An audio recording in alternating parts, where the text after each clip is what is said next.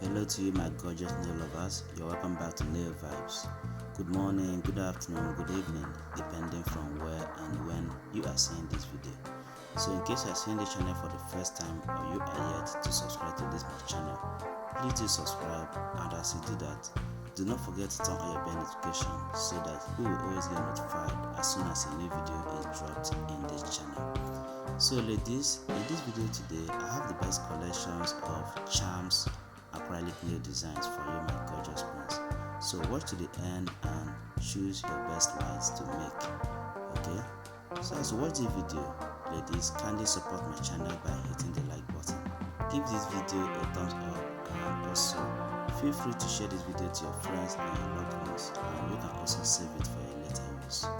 I also say a very big thank you to my returning viewers who are always watching my videos and also engaging.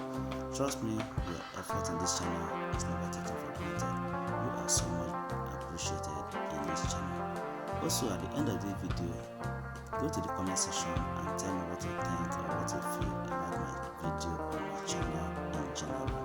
And in case this is not really what you want, you can also go down to my channel and see other videos that I have on other nail types. Okay, watch and also make your own decision on the one to make on your nails. Thank you so much, and I'll be looking forward to seeing you again in my next video. Bye for now.